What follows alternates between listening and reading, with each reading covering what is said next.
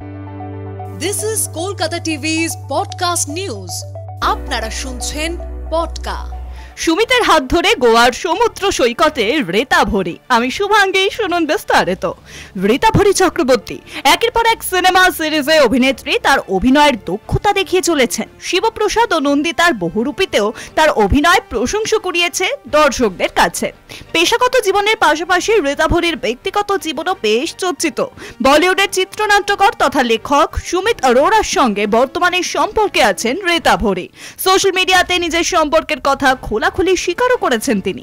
বর্তমানে দুজনেই চুটিয়ে প্রেম করছেন। সুমিতের সঙ্গে গোয়ায় রোম্যান্স করতে দেখা গেল রেতা ভরিকে।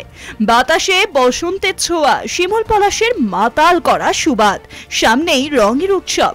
আর এই মরশুমে যে কারো তার মনের মানুষের সঙ্গে একান্তে থাকতে ইচ্ছে হবেই, সেই আভাস পাওয়া গেল রেতা ভরির পোস্টে।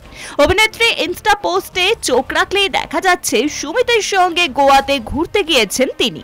গোয়া থেকে একাধিক ছবিও শেয়ার করেছেন রেতা ভরি। কখনো প্রেমিকের হাতে হাত ধরে রয়েছেন, তো কখনো নিজের মিরর সেলফি নিচ্ছেন, কখনো বা সুমিত অরোরার সামনে থালা ভর্তি খাবার।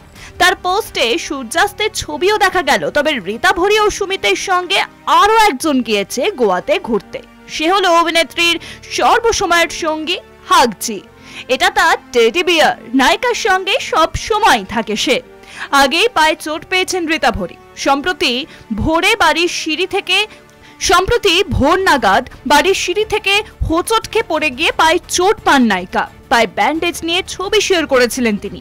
পা সেরে উঠতেই সুমিতের হাত ধরে গোয়ার সমুদ্র সৈকতে সময় কাটাচ্ছেন নায়িকা।